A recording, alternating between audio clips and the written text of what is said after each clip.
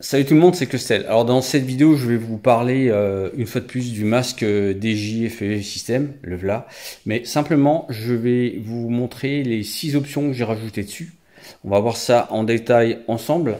Et ensuite, on ira faire un vol, on ira faire un petit test en fait de ces antennes-là.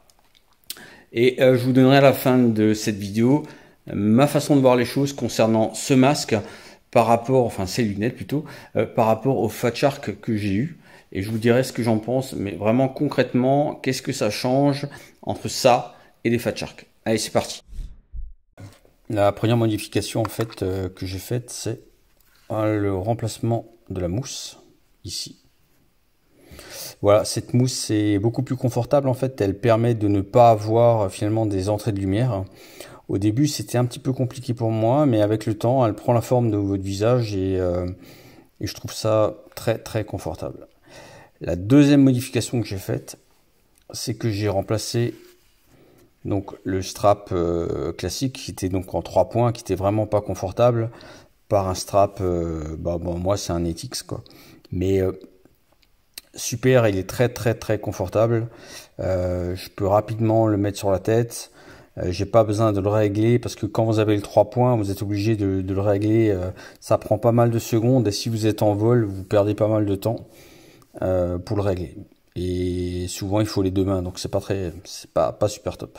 Donc ça c'est super, d'accord. La troisième modification que j'ai faite, c'est, ça va de pair, hein. Alors bien sûr, j'ai pris cette batterie, donc qui vient de chez Fat Shark. Voilà. Et là dedans, vous avez tout simplement des lions. Et ça c'est super parce que finalement, ça prend pas de place. On recharge ça facilement, ça dure longtemps. Et si jamais vous n'avez pas assez de tension, eh bien, ce que vous faites, eh bien, vous avez simplement finalement à le recharger dans votre chargeur. Vous n'avez pas un long câble qui se balade, c'est très simple en fait, hein. Il suffit de le brancher et c'est bon. Ensuite, une autre modification que je vous conseille vivement de faire, c'est que si ces lunettes en fait, elles sont sensibles à la lumière, si vous le laissez à la lumière en fait comme ça sur votre terrain, eh ben, au bout d'un moment, vous risquez de cramer finalement des pixels. Donc en fait, vous trouvez ce produit sur Banggood, je vous mettrai le lien. Voilà, ça coûte rien et en plus finalement, ça protège très bien vos lentilles.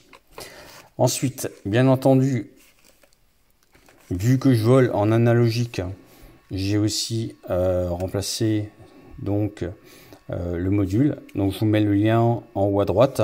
J'en ai parlé lors de ma dernière vidéo. C'est absolument génial, c'est-à-dire que si je veux, il suffit que je branche mon câble. Je vous mets le lien en haut. Si vous voulez en analogique, c'est vraiment parfait, ça marche terriblement bien, c'est propre, il n'y a rien qui se balade. Et enfin, la 6e modification, et non des moindres, en fait, c'est la mise en place en fait des antennes XR de chez TrueRC. Alors pourquoi j'ai pris TrueRC? Simplement parce que elles sont confortables. Déjà, elles prennent pas trop de place, c'est pas des grands trucs disgracieux. Ensuite, TrueRC, c'est une marque canadienne qui ont déjà une excellente réputation. J'avais déjà fait des tests auparavant avec ce type d'antenne. En tout cas en 5/8, c'est robuste, c'est sympa, vous risquez pas de le casser, c'est très pratique. Et donc c'est pour ça que j'ai décidé de mettre ces antennes là et pratique. Après on peut les orienter, hein. Donc en fait, je sais pas si vous avez déjà vu, c'est foutu comme ça. Vous avez ici, vous avez un connecteur là, d'accord. Et ici, vous avez le câble qui se met en bas. Voilà. Ce qui fait que on peut les orienter, c'est pas un souci en fait, on peut les orienter. Donc moi je vais les mettre un petit peu plus vers le haut parce que on a toujours tendance à voler la tête un petit peu en bas. Il faut juste que je les règle encore. En tout cas voilà, je voulais vous montrer ça. Alors il est possible d'en mettre qu'une seule, hein. Il y en a, ils en mettent qu'une en fait ici. Et en fait ce qu'ils font, ils mettent des antennes omnidirectionnelles là et là. Moi j'ai préféré en mettre 2. Voilà, en tout cas j'ai installé ces antennes là. Donc ce qu'on va faire maintenant, on va aller sur le terrain. Et à la fin de cette vidéo, je vous dirai ce que je pense, une fois pour toutes, de ce masque dans cette configuration, avec vraiment toutes les options que j'ai pu mettre dessus. Allez, c'est parti.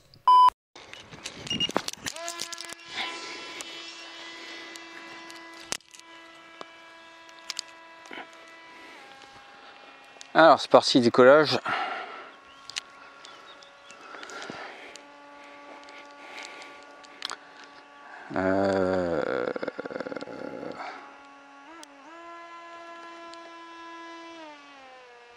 Voilà, je suis parti là.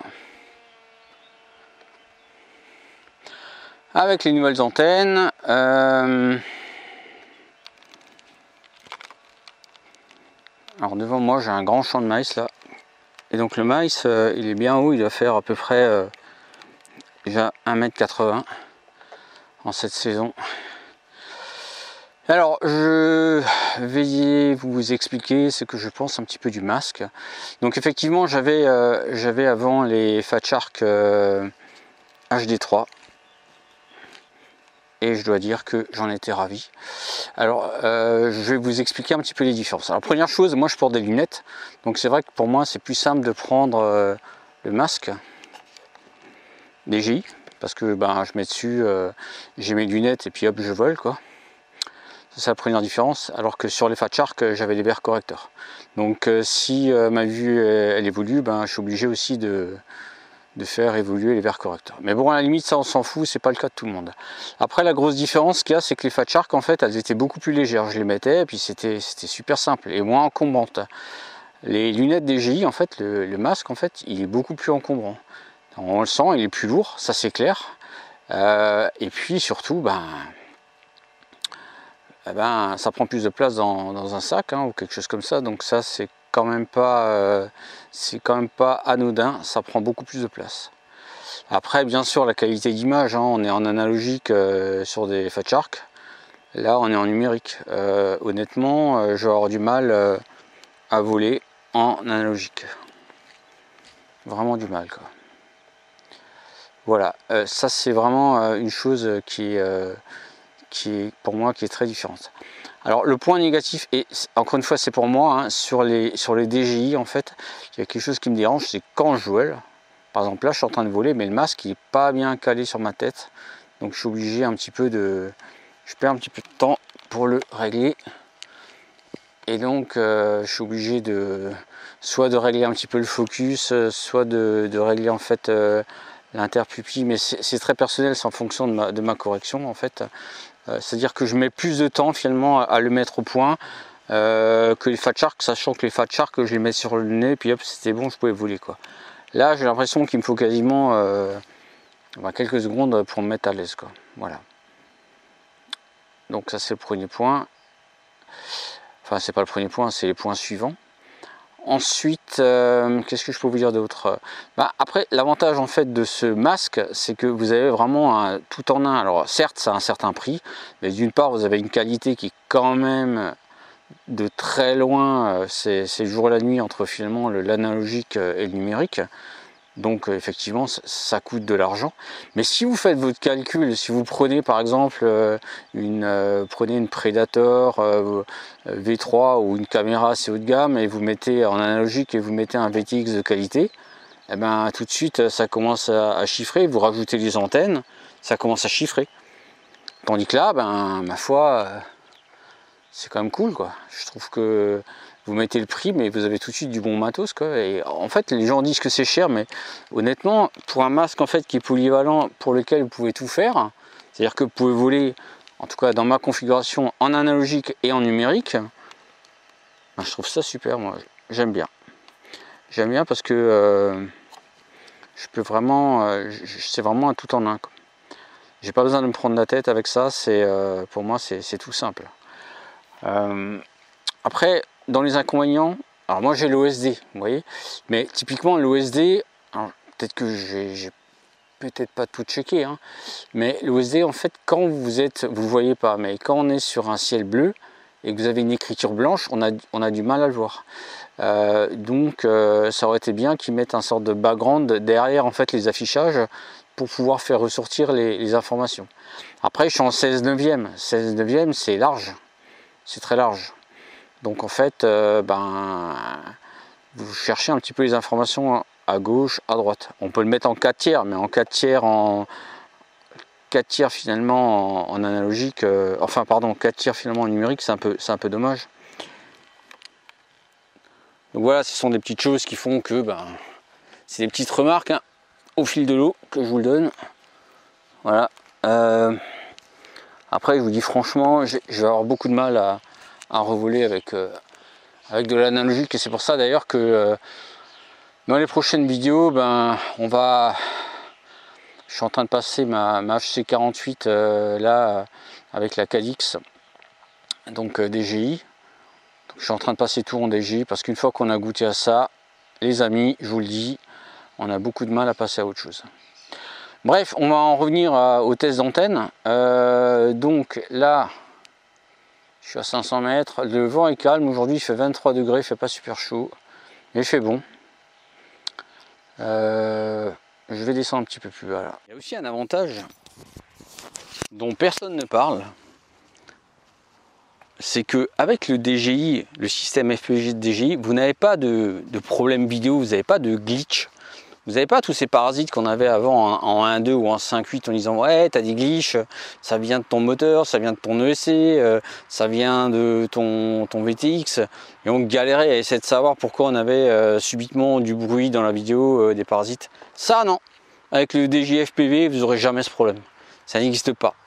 Et c'est un avantage qui est considérable par rapport je dirais à l'analogique. Alors l'antenne, clairement ces antennes en fait, les trous RC, elles vont pas apporter d'énormes changements sur la portée, parce que la portée, je vous le dis, vous pouvez tout de suite vous mettre ça en tête, vous êtes limité à peu près 7 km.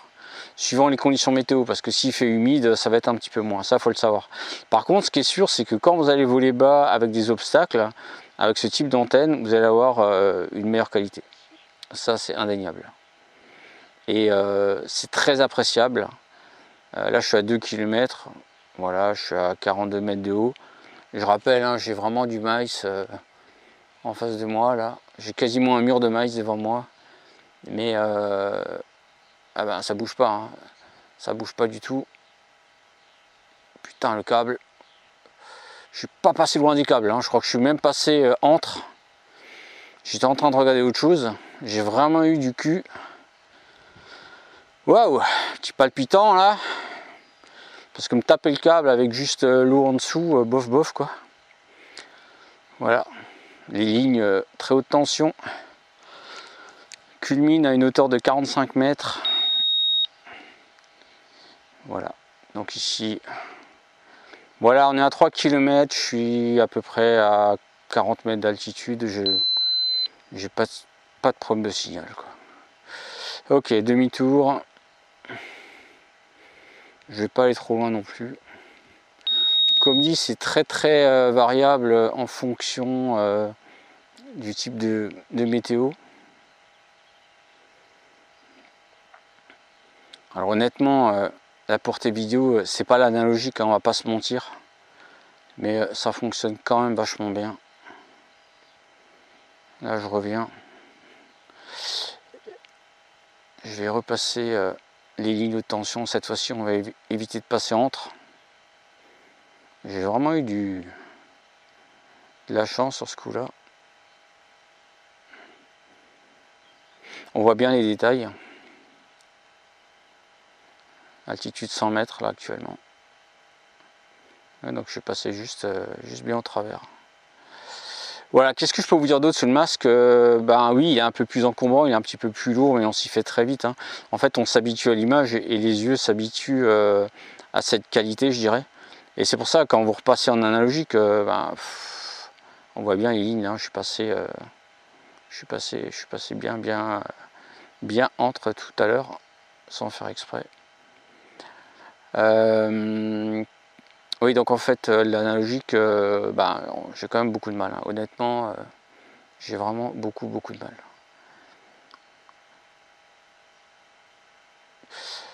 mal. Quoi d'autre? Donc la mousse, c'est comme je vous l'ai dit tout à l'heure, c'est très important. Ça permet d'avoir une meilleure étanchéité, je dirais, au niveau de la lumière.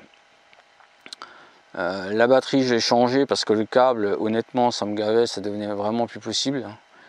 Et pour finir, la sangle, pareil, c'est ce que je vous ai dit. il y a quand même des petites choses à changer pour que ça soit presque parfait. Mais honnêtement, je vois difficilement comment je vais pouvoir revenir en arrière. En tout cas pour moi, parce que je vais me limiter à du vol finalement, plus très loin. Je pense que ce temps est maintenant révolu. Et honnêtement, pour faire des vols jusqu'à 7 km, il y a vraiment de quoi se faire super plaisir. Je vous le dis. Le vent se lève un peu. Voilà. Alors j'avais des problèmes de DVR aussi. Des fois le DVR s'arrêtait. Donc ça, j'ai compris pourquoi. Il faut reformater la carte donc à partir du masque. Parce que souvent le DVR il s'arrêtait à 4 Go. Donc je vous invite à reformater votre carte SD si vous avez ce type de problème. Et par contre, il y a un point négatif sur le masque et ça c'est assez embêtant. Ça veut dire que lorsque vous perdez le signal vidéo, que ce soit en analogique ou en numérique, et en tout cas pour l'instant, eh ben, le DVR s'arrête. Et du coup, ben, c'est un petit peu embêtant parce que souvent on se dit, ben là on a un problème et puis on commence à perdre le signal. Et c'est justement là qu'on a envie d'avoir l'image pour savoir où votre quad est tombé, ou où finalement votre avion est tombé. Donc heureusement j'ai les coordonnées GPS, mais pour ceux qui n'ont pas ce type d'information, ben, c'est un petit peu embêtant pour retrouver son quad si vous n'avez pas de si vous avez plus d'image. Bon par contre, ben, sinon le replay en fait du DVR fonctionne très bien. Donc ça c'est très net, hein. On arrive à se repasser des films. Et c'est vachement bien parce que si vous voulez par exemple en FPV, eh ben, vous pouvez dire, vous enregistrez votre vol, vous le mettez sur le nez du copain là, lors d'un apéro, dit tiens regarde c'est ça du FPV. Et le mec il se rend compte de ce que vous faites, il est exactement comme vous en vol. Ce qui n'était pas le cas avant en DVR. Déjà les gens ils avaient du mal à se rendre compte, en disant ah oui c'est impressionnant, mais ils voyaient bien que l'image était pourrie, ou alors ils voyaient l'image du film final. Tandis que là non, là le gars vous êtes à l'apéro, vous lui mettez le masque, vous mettez play, il voit le DVR, il se dit ah ouais quand même. Voilà. Donc là maintenant je vais passer derrière moi pour voir. Donc je suis orienté sud et mon aile va aller au nord. On va juste voir à combien je peux aller derrière moi, à peu près à 30 mètres. Sachant qu'avant je pouvais pas aller très loin, je vous le dis franchement. On fait le test.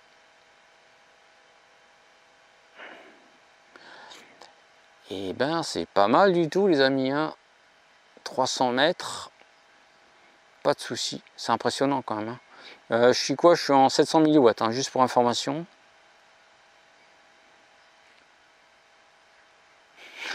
« 500 mètres. L'aile est à 500 mètres dans mon dos. Honnêtement, j'ai pas de souci. C'est impressionnant. C'est vraiment impressionnant. Ok, et là, je vais aller vers la base des Musashi.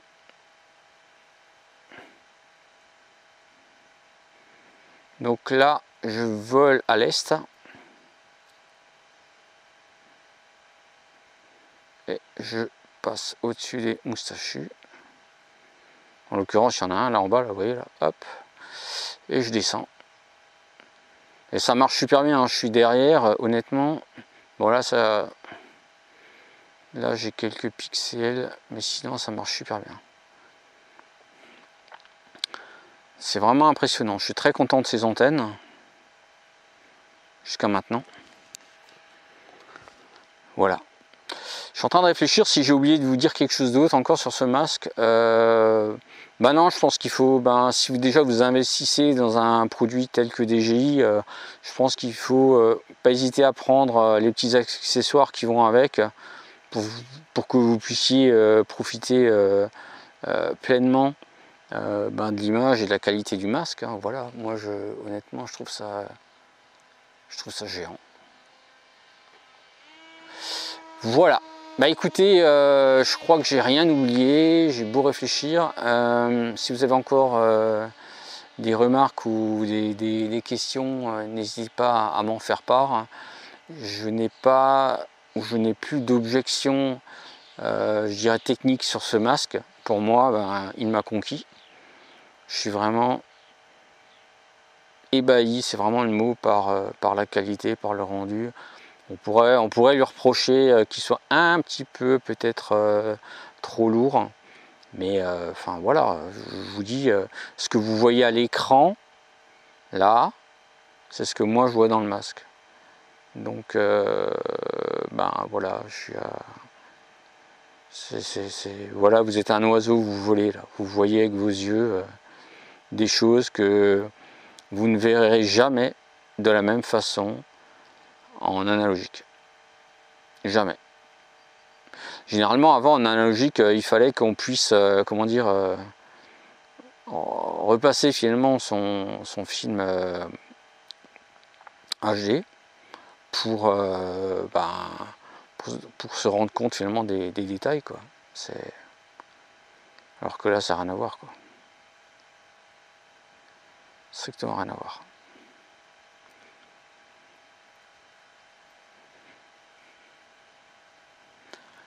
Voilà.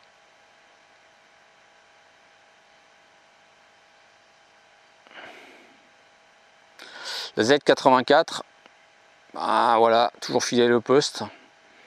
Bon, elle va quand même prendre sa retraite. Là, je vais lui installer une carte prochainement pour faire d'autres tests. Mais voilà, iNav, ça fonctionne super bien. J'ai toutes les informations nécessaires et je vais poser maintenant.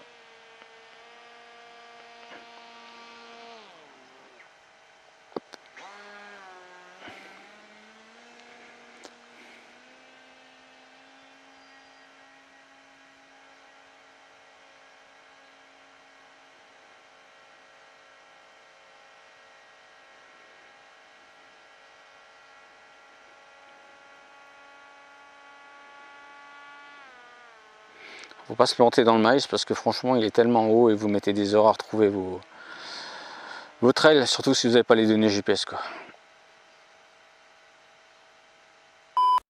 Voilà, cette vidéo est maintenant terminée. Si vous avez des questions, des remarques, comme d'habitude, n'hésitez pas à m'en faire part dans les commentaires.